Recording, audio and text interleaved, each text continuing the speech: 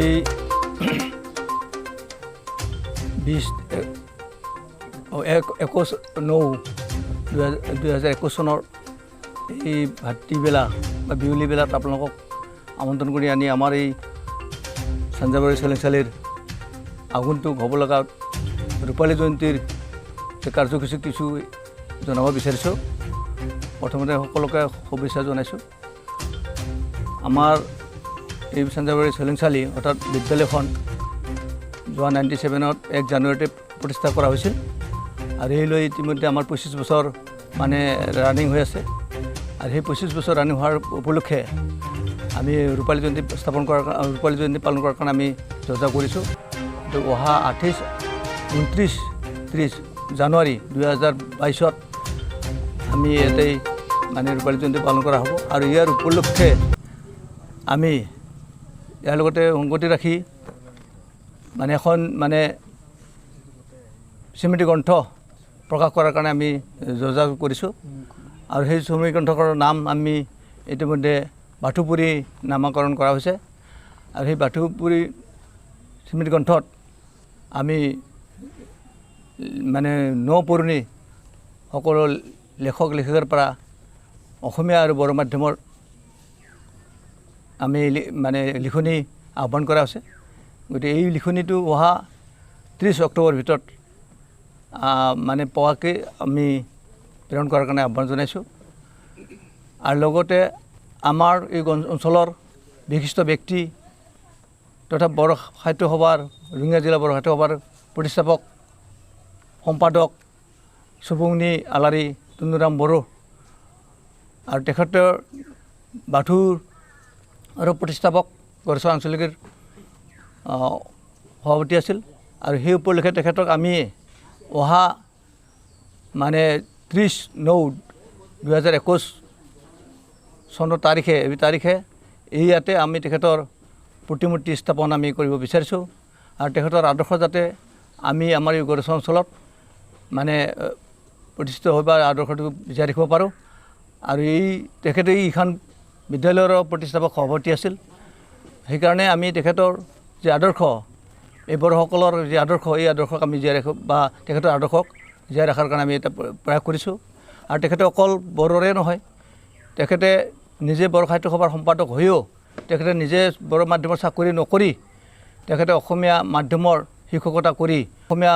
ভাষাৰো তেখেতে উন্নতিৰ কাৰণে চেষ্টা কৰিছিল। সেইকাৰণে আমি তেখেতৰ বড়ো আৰু অসমীয়াৰ এজন সমন্বয় প্ৰতীক বুলি আমি ধাৰণা কৰোঁ আৰু তেখেতৰ সেই প্ৰতি শ্ৰদ্ধা জনাই আমি অহা 30 তাৰিখে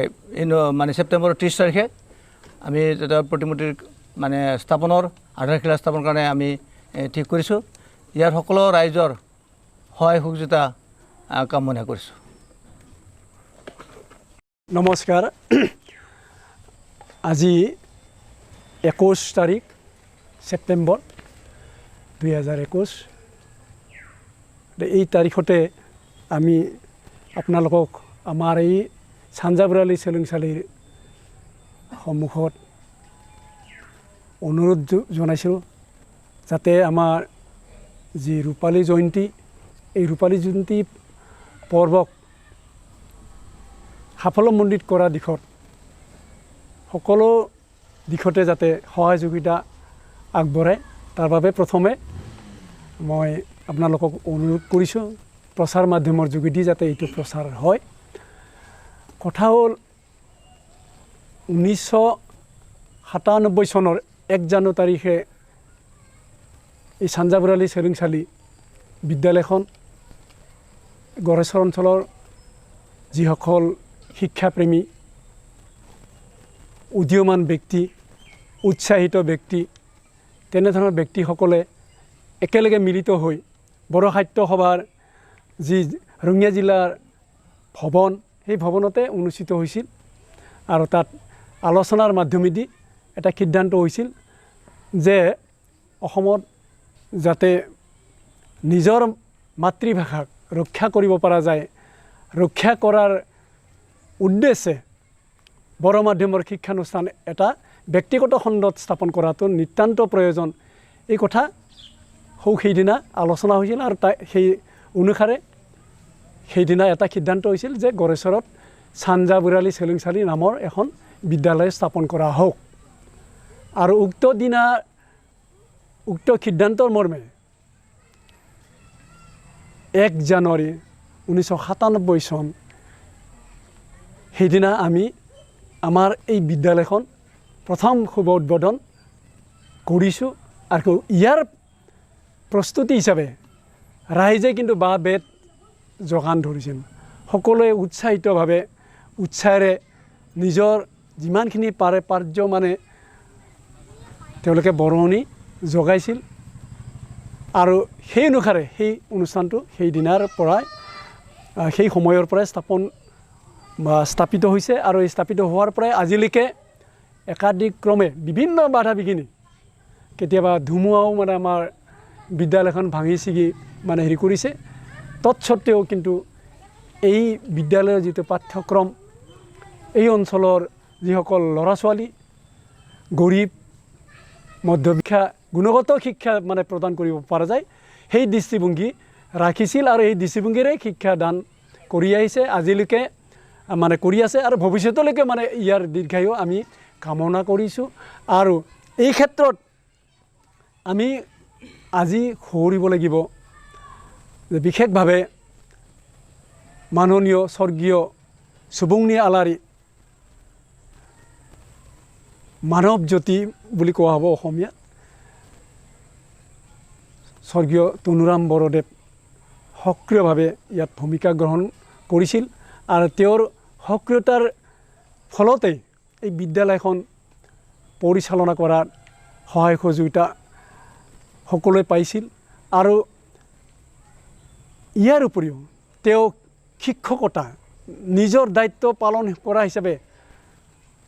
পূবকৰবা এম ই স্কুলৰ এজন সহকাৰী শিক্ষক অসমীয়া মাধ্যমৰ এই শিক্ষকতা কৰাৰ লগতে তেওঁ সেই স্কুলত যোৱাৰ আগতেই এইখন বিদ্যালয়লৈকে তেওঁ মানে কি কৰিছিল পৰিদৰ্শন কৰিছিল শিক্ষক আছে নাই সেইবিলাক খা খবৰ লৈ আকৌ তেওঁ মানে নিজৰ বিদ্যালয় যিটো কৰ্তব্য সেই কৰ্তব্য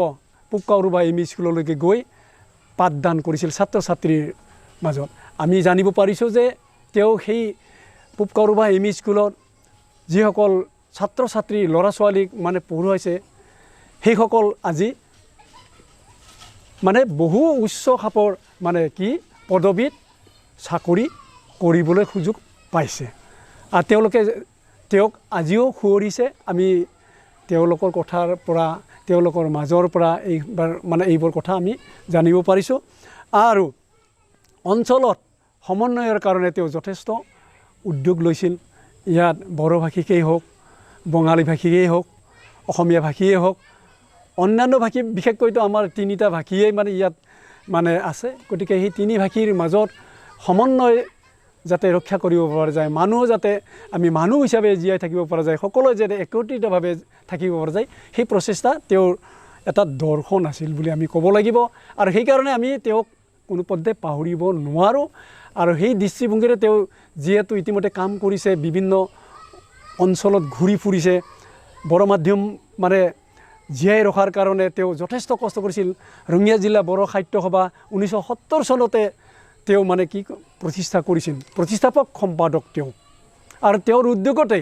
এই অঞ্চলত অৰ্থাৎ বৃহত্তৰ ৰঙিয়া অঞ্চলত বৰ্তমান হয়তো আমাৰ এই অঞ্চল ৰঙিয়া জিলা বড়ো সাহিত্য সভা আৰু তামোলপুৰ জিলাৰ বড়ো সাহিত্য সভাৰ অন্তৰ্গত বিভিন্ন অঞ্চলত বিদ্যালয়ত যাতে বড়ো মাধ্যম কি কৰিব পৰা যায় ইয়াত অন্তৰ্ভুক্তি কৰিব পৰা যায় আৰু ইয়াক মানে কি কৰিব যে ভাষা মানে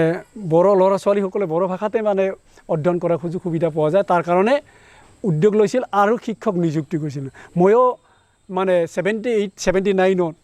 সেই ক্ষেত্ৰত সুযোগ পাইছিলোঁ অন্যান্য সকলৰ লগতে মই তেতিয়া আৰু মানে মাত্ৰ মানে মেট্ৰিক পৰীক্ষা দিছিল মেট্ৰিক পৰীক্ষা দিয়াৰ পিছ পৰ্যায়ত আমি একেলগে বড়ো ছাত্ৰ সন্থা আৰু বড়ো সাহিত্য সভা একেলগে বিভিন্ন গাঁৱত গৈ ৰাইজক বুজাই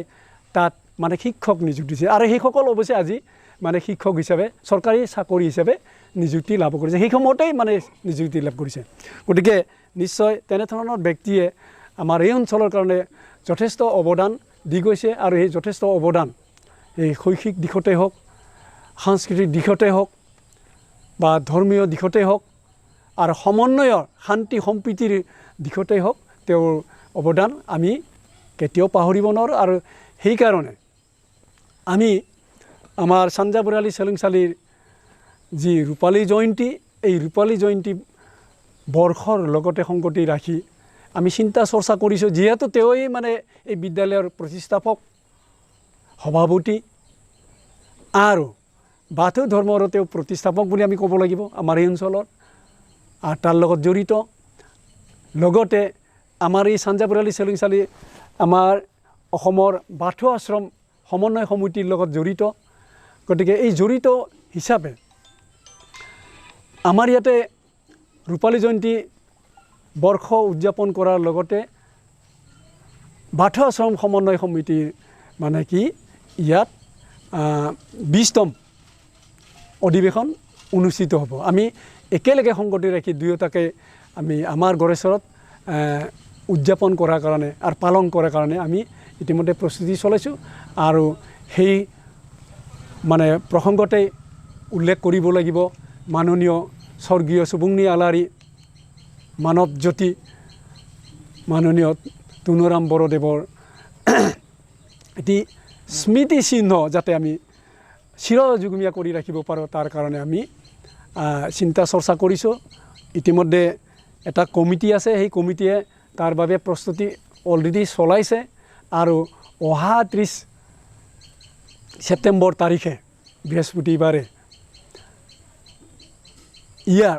যাতে শুভাৰম্ভণি কৰিব পাৰোঁ, তাৰ কাৰণে আমি চিন্তা চৰ্চা কৰিছোঁ। ইতিমধ্যে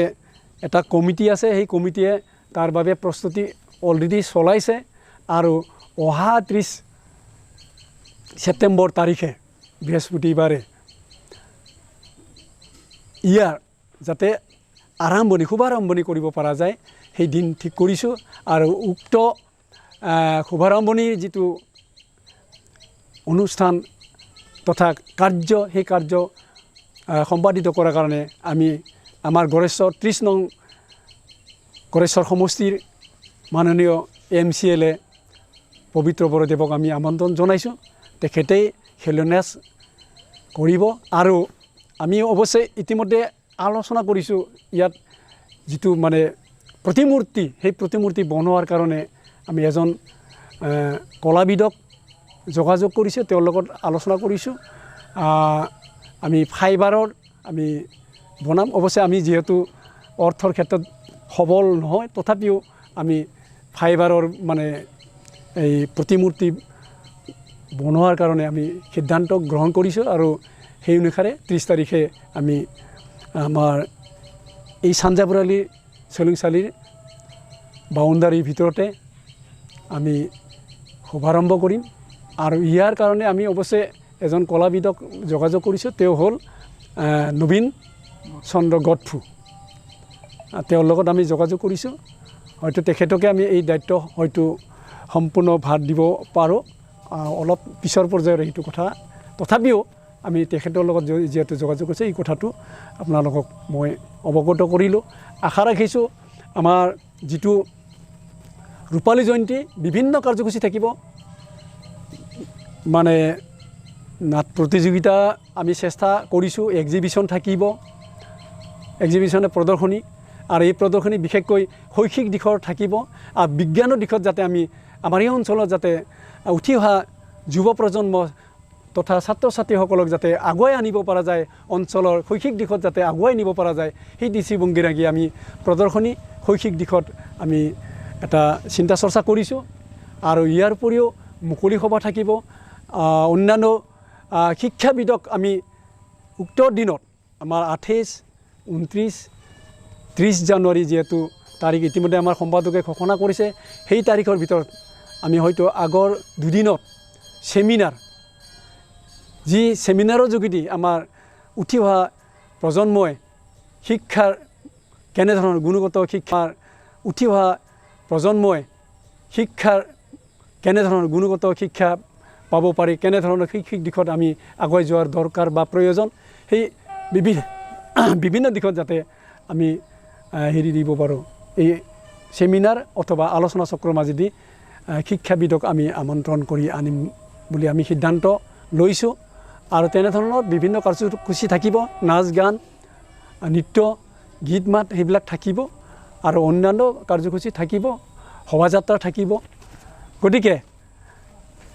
আমি আশা ৰাখিছোঁ এই কাৰ্যসূচী সাফল্যমণ্ডিত কৰাত নিশ্চয় ৰাইজে সহায় সহযোগিতা আগবঢ়াব আৰু আমাৰ অহা 30 তাৰিখৰ যিটো প্ৰতিমূৰ্তিৰ শিলান্যাস আৰম্ভ হ'ব সেই আৰম্ভ কাৰ্যসূচীত যাতে সকলো ৰাইজে সহযোগিতা কৰে ইয়াত অংশগ্ৰহণ কৰে তাৰ বাবেও মই ৰাইজৰ ওচৰত সজোৰে মই আমন্ত্ৰণ জনাইছোঁ আৰু আমাৰ আজি উপস্থিত থকা সকলো বাৰ্তা প্ৰেৰক বা প্ৰেৰিকাসকলকে মানে সেইদিনা উপস্থিত থকাৰ লগতে আমাৰ বিভিন্ন কাৰ্যসূচীত সহায় সহযোগিতা আগবঢ়োৱাৰ কাৰণে মই সকলোলৈকে হাত সজোৰে মই অনুৰোধ জনাইছোঁ আৰু এইখিনি কৈয়ে মই শেষ কৰিছোঁ আৰু আজি আপোনালোকে ইয়াত সহযোগ কৰাৰ বাবে আপোনালোকে আমাৰ চাঞ্জাবৰালি চেলিংচালি মেনেজিং কমিটিৰ তৰফৰ পৰা সকলোলৈকে মই আন্তৰিকভাৱে ধন্যবাদ জ্ঞাপন কৰিছোঁ।